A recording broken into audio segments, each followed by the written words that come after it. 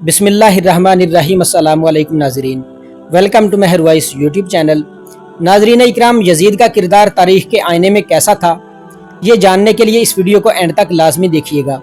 دوستو، محرم الحرام کا مہینہ شروع ہوتے ہی ہر مسلمان کے دل و دماغ میں حضرت امام حسین رضی اللہ تعالی عنہ اور آپ کے پاکیزہ خانوادہ پر یزیدیوں کے ظلم و ستم کی دردناک داستانیں تازہ ہو جاتی ہیں۔ بدقسمتی سے کچھ کلمہ گو مگر دشمنان اہل بیت وہ بھی ہیں جو یہ غلط فہمی پیدا کرنے کی کوشش کرتے ہیں کہ امام حسین رضی اللہ تعالی عنہ نے اقتدار کے حصول یا عظمت و سطوت کے لالچ میں یزید کی بیعت نہیں کی اور اس سے برسر پیکار ہوئے، جس کے نتیجے میں آپ رضی اللہ تعالی عنہ کی شہادت ہوئی، جبکہ زمینی حقائق اس کے بالکل برعکس ہیں۔ تاریخ گواہ ہے کہ حضرت علی رضی اللہ تعالی عنہ کی شہادت کے بعد خلافت کے امور حضرت امام حسن رضی اللہ تعالی عنہ کے سپرد ہوئے۔ آپ رضی اللہ تعالی عنہ نے 6 ماہ تک یہ فرائض سر انجام دیے۔ بعد ازاں آپ رضی اللہ تعالی عنہ نے از خود ایک معاہدہ کے تحت اقتدار امیر معاویہ کے سپرد کر دیا تھا۔ اس وقت حضرت امام حسین رضی اللہ تعالی عنہ عالم شباب میں تھے، اور اگر اقتدار کی خواہش ہوتی تو اپنے برادر اکبر سے گزارش کر کے لے لیتے، لیکن کسی ایک روایت میں بھی آپ رضی اللہ تعالی عنہ کی کسی ایسی خواہش کا ذکر نہیں ملتا۔ گویا یہ اقتدار تو وہی تھا جسے آپ رضی اللہ تعالی عنہ کے گھرانے سے از خود صلح و صفائی کی خاطر منتقل کیا گیا تھا۔ حضور صلی اللہ علیہ وآلہ وسلم نے اپنی حیات طیبہ میں یہ پیشگوئی فرما دی تھی کہ میرے اس بیٹے کی وجہ سے مومنوں کے 2 گروہوں کے درمیان صلح ہوگی۔ جہاں تک جاہ و جلال اور عزت و آبرو کا سوال ہے تو نبی کریم صلی اللہ علیہ وآلہ وسلم کی ذات اقدس سے جو نسبت اور تعلق ہے، اس سے بڑھ کر اور کیا عزت ہوگی جس کی امام علی مقام رضی اللہ تعالی عنہ کو خواہش ہوتی۔ سوال یہ پیدا ہوتا ہے کہ پھر اتنا بڑا مارکہ کیوں بپا ہو گیا؟ حقیقت حال یہ ہے کہ حضرت امام علی مقام حضرت امام حسین رضی اللہ تعالی عنہ نے اپنے نانا جان صلی اللہ علیہ وآلہ وسلم کی مبارک حیات طیبہ کے مدنی دور میں آنکھ کھولی۔ بچپن اور لڑکپن اور جوانی کے ایام خلافت راشدہ کے بابرکت دور میں گزارے۔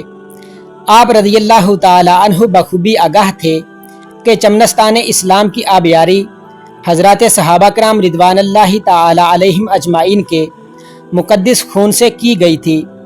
جب یزیدیوں کا فسق و فجور اور رقص و سرور اس گلشن اسلام کو اجاڑ رہا تھا، تو یہ کیسے ممکن تھا کہ پروردہ آغوش نبوت صلی اللہ علیہ وآلہ وسلم اور نور نگاہ علی المرتضیٰ شیر خدا رضی اللہ تعالی عنہ اور جگر گوشہ فاطمہ الزہرا سلام اللہ علیہا و رضی اللہ تعالی عنہا یعنی حضرت امام حسین رضی اللہ تعالی عنہ یزید جیسے شخص کے ہاتھ پر بیعت کر لیتے؟ آپ رضی اللہ تعالی عنہ نے عظیمت کا مظاہرہ فرمایا اور بے سر و سامانی کے باوجود فسق و فجور اور باطل کے سامنے ڈٹ گئے۔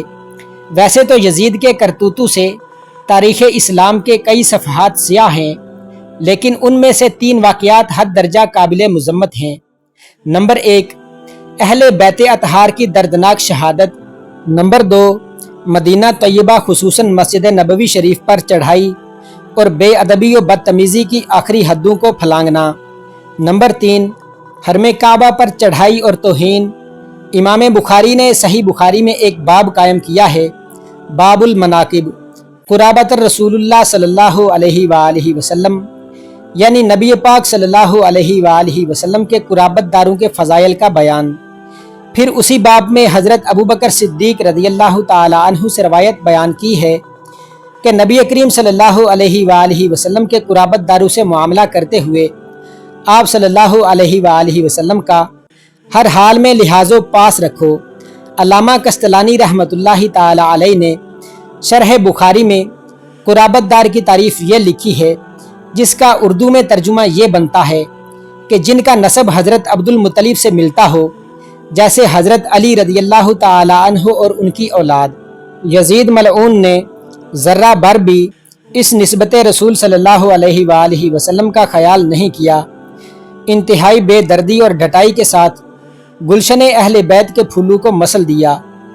کوفہ میں یزید کے مقرر کردہ گورنر ابن زیاد کے پاس جب بعد از شہادت حضرت امام حسین رضی اللہ تعالی عنہ کا سر مبارک لایا گیا تو اس لعنتی نے شکاوت قلبی کے ساتھ अपनी छड़ी से तौहीन की। फ़तह अल-बारी, शरह सही बुखारी, बाब मनाकिब अल हसन अल हुसैन में हज़रत अनस रज़ियल्लाहु ताला अन्हु फरमाते हैं कि मैंने उससे कहा कि जहाँ तू इस वक्त छड़ी रख रहा है वहाँ मैंने रसूलुल्लाह सल्लल्लाहु अलैहि वसल्लम को बोसा देते हुए देखा है। इस पर उसका मुंह बंद हो के रह गया। यजीदी लश्कर ने मैदान करबला में हज़रत इमाम हुसैन रज़ियल्लाहु ताला अन्हु और खानवादा नबूवत की दीगर पाकबाज हस्तियों का जो बहीमाना कत्ल किया, ये उसका इंतहाई कबीह और स्याह कारनामा है।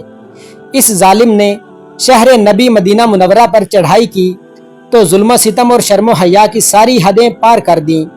इमाम दारमी ने अपनी सुनन में बयान किया है कि जंग हुर्रा के दौरान 3 दिनों तक मस्जिद नबवी में अजान हुई ना अकामत। मस्जिद नबवी में घोड़े बांधे गए।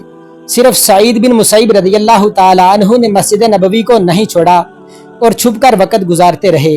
उन्हें रसूलुल्लाह सल्लल्लाहु अलैहि वसल्लम की कब्र अनवर से अजान की आवाज़ आती थी और उसके मुताबिक नमाज की अदायगी करते थे।